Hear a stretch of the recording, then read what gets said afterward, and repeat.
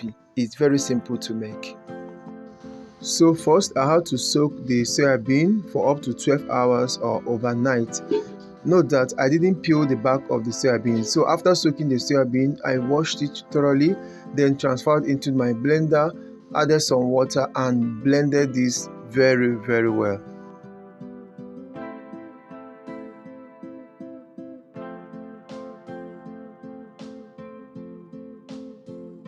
After blending the soya bean, I went ahead and sifted the soya bean to remove the pulp or the chaff from the milk. While sifting the soya bean, I added some water or enough water to make sure that I extract enough of the milk from the chaff.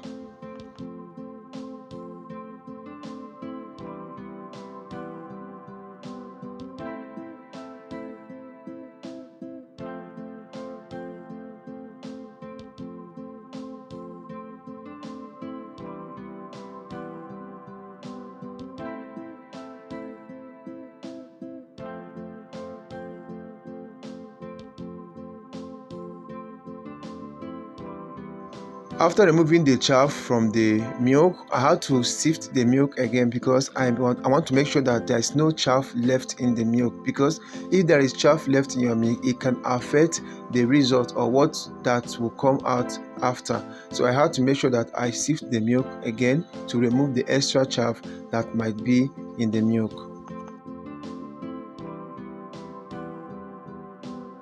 After sifting the milk this second time, I had to make sure that I scoop off all the foams that are formed or left on top of the milk. So after scooping off the foam, I then transfer the milk on heat, on medium heat anyways, and then start boiling the milk.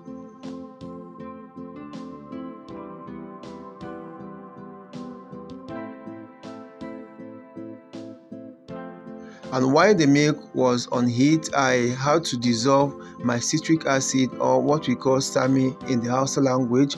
I had to dissolve it in some water. Okay, this is about 1 cup of water and then 1 tablespoon of the samia. So I have to dissolve it in the water. Then once my milk started boiling, I added some of this citric acid that I have dissolved in the boiling milk. Not all, because if you add too much of this citric acid in this boiling milk, it's going to affect the form of the tofu or the cheese that is going to form at the end. So you have to add a little bit of this liquid, and then after adding the liquid, you have to leave this to boil for 10 minutes, 10 good minutes.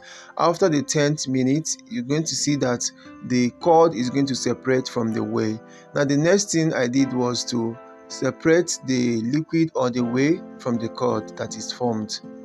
While the curd is still hot, you have to squeeze out all the excess whey from the curd, then place a heavy object on it so that it will dry, or the excess whey will also be removed. Okay, then you'll be left with a dry curd. Now this dry curd is what we call the tofu or the vegan meat, okay, or the soya meat that we have.